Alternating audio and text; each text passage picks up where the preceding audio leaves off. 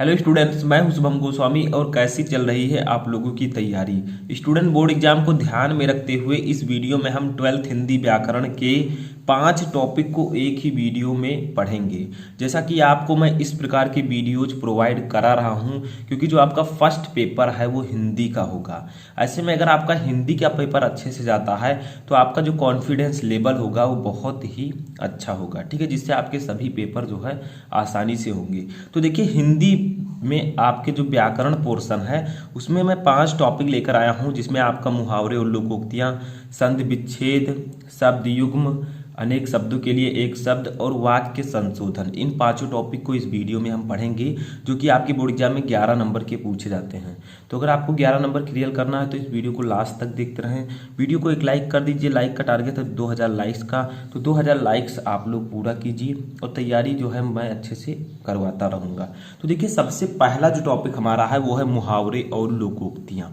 इसमें होता क्या है, मैंने आपको पहले भी बताया है कि मुहावरे और लोकोक्तियाँ, देखिए दो मैंने लिया है। फर्स्ट जो है ये मुहावरा है, सेकंड जो है ये एक लोकोक्ति है। मुहावरे और लोकोक्तियाँ दो अलग अलग टॉपिक हैं, ठीक है।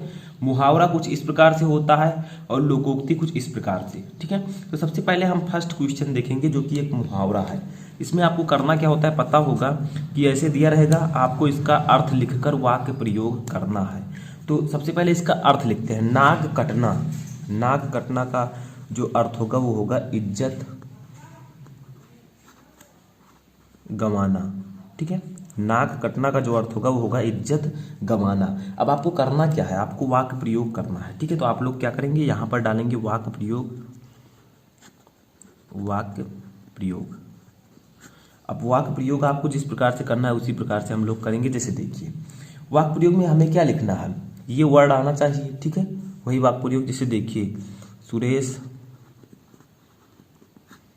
ठीक है, परीक्षा में नकल करते हुए पकड़ा गया, नकल करते हुए पकड़ा गया, ठीक है। उसने तो विद्यालय की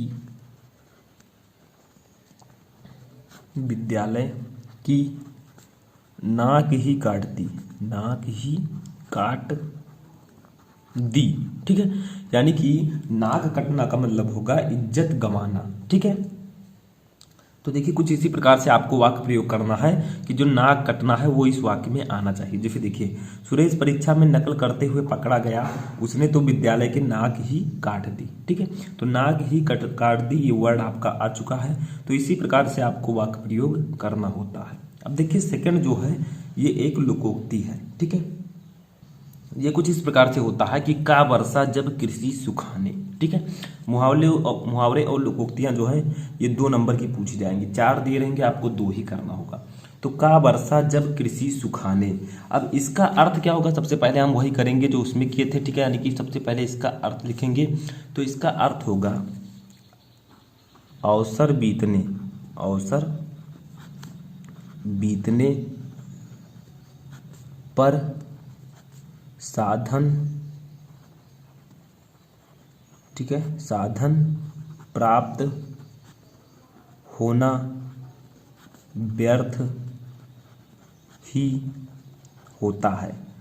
मतलब जब समय बीत चुका है तो अवसर बीतने पर साधन प्राप्त होना व्यर्थ होता है। जब सब कुछ बीत चुका है तो वो मिल जाए हमें तो क्या फायदा, ठीक है। तो का वर्षा जब कृषि सुखानी, इसका वाक्य प्रयोग भी हम लोग कर लेते हैं, वाक्य प्रयोग, ठीक है। तो वाक्य प्रयोग में क्या लिखेंगे, वाक्य प्रयोग में हम लिखेंगे कि गोस्वामी तुलसीदास जी ने, गोस्वामी तुलसीदास जी ने ठीक ही कहा है, ठीक ही कहा है।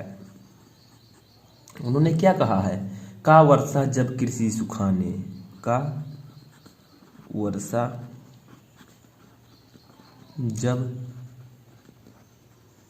कृषि सुखाने, ठीक है। तो गोस्वामी तुलसीदास जी ने ठीक ही कहा है कि का वर्षा जब कृषि सुखाने, समय चूकी पुनि का पछताने, समय चूकी पुनि का पछताने। ठीक है।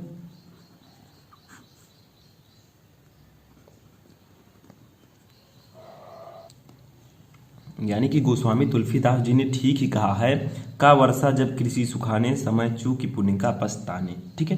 तो देखिए का वर्षा जब कृषि सुखाने जो है वो इसमें आ चुका है, तो यही होगा आपका वाक्य प्रयोग। ठीक है।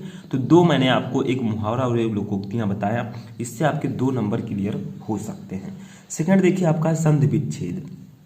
अब जो संधि विच्छेद होता है ये ऑब्जेक्टिव यानी कि बहुविकल्पीय टाइप का होता है, जैसा कि आपके सामने दिख रहा है। जैसे देखिए संधि विच्छेद, फर्स्ट क्वेश्चन है कबीश्वर का संधि विच्छेद है, ये 3 नंबर का पूछा जाएगा, 3 क्वेश्चन रहेगा। कबीश्वर का सही संधि विच्छेद क्या है? ठीक है। का है कबी धन ईश्वरा, खा है कबी धन ईश्वरा, गा है कबी धन ईश्वरा और घा है कबी धन ईश्वरा। तो इसका जो राइट आंसर होगा वो आपका हो जाएगा ऑप्शन नंबर गा, यानी कि कबि धन ईश्वरा जो है इसका राइट आंसर हो जाएगा। ठीक है। ये इसका सही संधि विच्छेद है। दूसरा देखिए महोत्सव का सही संधि विच्छेद है, कौन सा है? का है महाधन उत्सव, खा है महाधन उत्सव, गा है महाधन ओत्सव और घा है महाधन उत्सव। तो इसका जो राइट आंसर होगा वो हो जाएगा महाधन उत्सव। ठीक है। तो इसी प्रकार से आपको सही आंसर लिखना होगा, जिसके लिए आपको 1 क्वेश्चन का 1 नंबर और 3 क्वेश्चन का 3 नंबर मिलेगा। चलिए आगे बढ़ते हैं। इसी प्रकार से हमारा तीसरा है पित्रादेशा का सही संधि विच्छेद है, यानी कि पित्रादेशा का सही संधि विच्छेद क्या होगा? का है पित्राधन आदेशा, खा है पितरधन आदेशा, गा है पित्राधन देशा और घा है पितृधन आदेशा। तो इसका राइट आंसर होगा घा वाला। इस प्रकार से 3 क्वेश्चन रहेंगे, तीनों का अगर आप सही आंसर देते हैं तो 3 नंबर आपको मिल जाएगा। ठीक है। इसके बाद में हमारा टॉपिक है शब्द युग्म। देखिए इसके बाद में जो आपका है शब्द युग्म, शब्द अर्थ भी है। ठीक है। तो उसको मैं पढ़ा चुका हूं और आगे भी पढ़ाऊंगा, लेकिन शब्द युग्म हम इसमें पढ़ेंगे। फर्स्ट क्वेश्चन है, इसमें 2 क्वेश्चन आएंगे 2 नंबर के, ये भी बहुविकल्पीय टाइप का होगा। जैसे देखिए अपेक्षा उपेक्षा, इसका सही अर्थ आपको बताना है कौन सा है इन चारों में से। ठीक है। अपेक्षा का अर्थ पहले लिखा होगा, उपेक्षा का बाद में, जो पहले उसका अर्थ पहले, जो बाद में है उसका अर्थ बाद में। तो अपेक्षा उपेक्षा का सही अर्थ क्या होगा? का है तुला और निरातर, खा है चाह और बुराई, गा है तुलना और बुराई और घा है तुलना में और अवहेलना।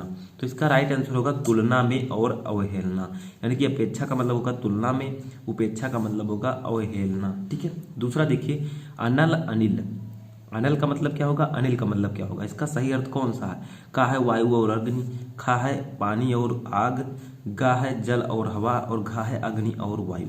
तो अनल का मतलब होता है अग्नि, अनिल का मतलब होता है वायु, तो इसका राइट आंसर होगा अग्नि और वायु। ठीक है। अब आता है हमारा अगला टॉपिक चौथा, जो कि है अनेक शब्दों के लिए एक शब्द। 2 क्वेश्चन रहेंगे 2 नंबर और दोनों बहुविकल्पीय। जैसे फर्स्ट देखिए जिसकी इच्छाएं बहुत ऊंची हो उसे हम क्या कह सकते हैं? माननीय, अनंत, इच्छाकु या महत्वाकांक्षी। तो जिसकी इच्छाएं बहुत ऊंची हो उसको हम कह सकते हैं महत्वाकांक्षी। दूसरा देखिए जो सामान्य नियम के विरुद्ध हो उसे हम क्या कह सकते हैं एक शब्द में? का है अपवाद, खा है असामान्य, गा है नियम विरुद्ध और घा है अद्वितीय। तो इसका राइट आंसर होगा नियम विरुद्ध। जो सामान्य नियम के विरुद्ध हो उसे हम नियम विरुद्ध कहेंगे। ठीक है। अब चलिए हमारा लास्ट टॉपिक आता है वाक्य संशोधन। तो वाक्य संशोधन तो आपको पता ही होगा, इसमें हम करते क्या है? इसमें हम सेंटेंस जो वाक्य में गलती होती है उसको संशोधित करते हैं, सुधारते हैं। ठीक है। जैसे देखिए इस घटना की परीक्षा होनी चाहिए, यानी कि इस घटना की परीक्षा होनी चाहिए, इसमें गलती क्या है? तो कोई घटना है तो उसकी परीक्षा नहीं की जाती, उसकी इंक्वायरी की जाती है, जांच। तो इस घटना की जांच होनी चाहिए। ठीक है। तो परीक्षा की जगह पर जांच लिख देंगे, जांच होनी चाहिए। ठीक है। इस परीक्षा की जांच, इस घटना की जांच होनी चाहिए। ठीक है। ये सही होगा। दूसरा देखिए दीपक प्रज्वलित कर दो, इसमें गलती क्या है? तो इस प्रकार के जो प्रज्वलित शब्द हैं इसमें सिर्फ एक ही गलती रहती है, वो क्या है? प्रज्वलित जो है आधा जा और आधा जा 2 बार लिखा है, लेकिन हमें सिर्फ 1 बार लिखना है प्रज्वलित। ठीक है। कर दो, ये आपका राइट आंसर होगा। देखिए थोड़ी सी गलती थी, आधा जा 2 बार था, उसी को हमें 1 बार कर देना है, बस सही हो जाएगा। तीसरा देखिए अब चल लेना चाहिए, तो अब चल लेना चाहिए, ये कैसा सेंटेंस है? तो इसका राइट आंसर होगा अब चलना चाहिए। ठीक है, अब चलना चाहिए, ये राइट आंसर होगा। तो इसी प्रकार से छोटी छोटी गलतियां आपको सुधारनी होती हैं वाक्य संशोधन में।